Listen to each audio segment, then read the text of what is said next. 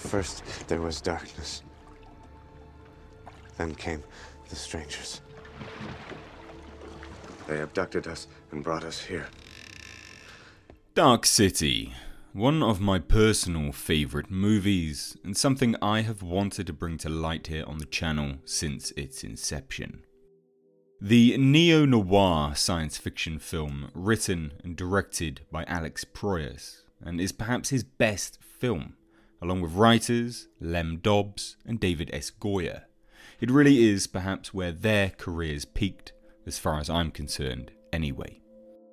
The plot revolves around John Murdoch, played by Rufus Sewell, a man who you will recognise, but sadly didn't get the big break that I feel he deserved. And outside of The Man in the High Castle, I would say Dark City is genuinely some of Rufus's best work, and a true indication that this man really should have got the big break, as his acting in this film is outstanding. Today I want to take you on a journey through its production, its influences, and ultimately my review of this incredible classic. However, I will say, if you haven't seen the film, there will be spoilers, so please do take note in continuing from here on in. The film itself stars Rufus Sewell, Kiefer Sutherland, Jennifer Connelly, and William Hurt. Murdoch, played by Rufus, wakes up in a bathtub, suffering from amnesia, suspected of murder, but with no knowledge of the occurrence. In the room in which he wakes up, he sees a woman. Now, on her body are ritualistic circles, and this is a theme which we will see throughout the movie. Now, Rufus has no knowledge of the occurrence, who he is, and he heads out on this mission to find his identity and clear his name from the police and a mysterious group of individuals only known as the Strangers. As per the name, the Dark City, it emerges that the city itself is always bathed in the night sky, and no one can really remember seeing the sun. As the film progresses, Murdoch exhibits powers of psychokinesis, similar to how these strangers do. It's a winding tale with an unfolding story that begins to open up and build to a massive crescendo. The city is controlled by extraterrestrials. They use corpses of humans as their host bodies and have one joined hive mind. The reason they are here is for experimentation on humans, analysing the human's greatest attribute, their individuality, or their soul. The hope is to find some sort of revelation which will ensure their own race's survival, as they are dying. The themes of individuality run a lot deeper through the movie than it first appears. The city itself is considered a spiral, a bit like a maze, an unending trap. When this is drawn out on paper, as it is numerous times in the movie, it actually appears to show the fingertip of a human, something we know to be entirely unique. Periodically, these strangers will stop time, use their powers to readjust the city, shaping it and bending it to their will, or tuning, as they called it. These are the same powers that Murdoch finds himself in possession of, and ultimately it leads to a fight between the leader of the Strangers and Murdoch, high above the city. The ending of the film is Murdoch turning the city towards a floating star, bathing the Dark City in beautiful light for the first time in anyone's memory. Now, obviously, from this brief explanation, I'm really not doing the film justice, and it really is an artistic masterpiece. Something, as I said, I would consider one of my favourite films to date. But it came at an interesting time, 1998. Now, clearly movies had twists and turns up until that point, but for whatever reason, the studio was so concerned that Proyas' vision wouldn't resonate well with the audience because they would not understand it. They then forced him to record a narration onto the introduction, a voiceover, to explain the twist before we had even begun watching the film. Which is perhaps a shining example of how the movie studios and film industry on the whole really do think the audience is stupid.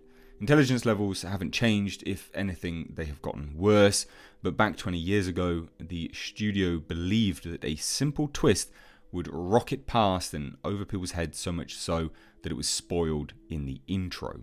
This is utterly ridiculous and surely heartbreaking for the director and his vision, which he did later correct in 2008 with a director's cut of the film. It's a peculiar situation as well, because the film develops in a way that doesn't make this twist hugely surprising.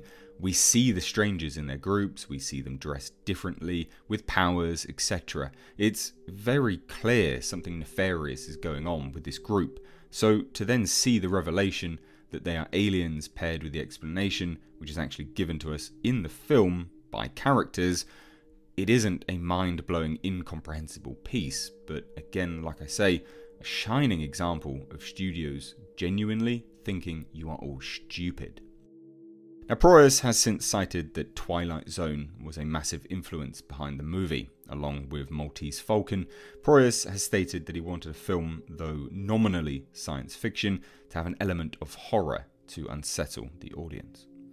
Sadly, this is a film that can't be considered a global hit. It was made on a budget of $27 million and took a box office of $27.2 million. However, it is important to note that this was a co-production between American studios and Australia. So as a result of that, they would have likely had potentially some tax breaks through Australia, as this is a fairly common occurrence. Its critical response at the time actually had a fairly respectable positive feedback. Roger Ebert, who was considered on top of his game, stated that the film was a great visionary achievement.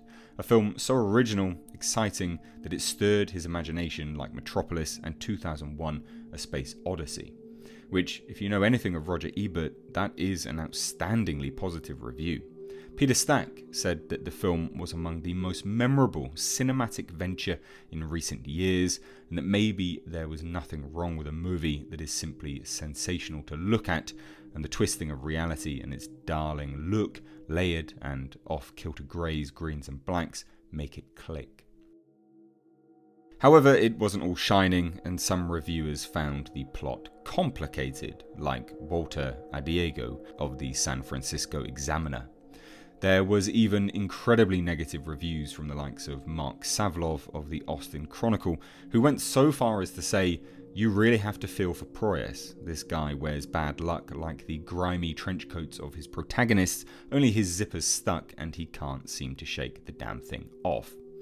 He continued further and said that Dark City, although it looked great, it was tedious and a bewildering affair. Lovely to look at, but with all the substance of a dissipating dream. Now, whilst I personally believe that Proyas has since fallen on bad luck with his projects, I really would say that Dark City is far and above a fantastic film, a true game changer, with elements that had clearly trickled through the zeitgeist since then. There are even clear, very, very clear similarities with The Matrix that was released a year later. Now, it is a shame that Dark City is not talked about enough or is more in the public consciousness as The Matrix is, as it clearly deserves it, from my view anyway. And the impact on pop culture on the whole is very clearly there. If you haven't seen The Dark City, do yourself a favour and invest in a good copy, the director's cut, and sit down to a piece of classic cinema and Proyas's best work.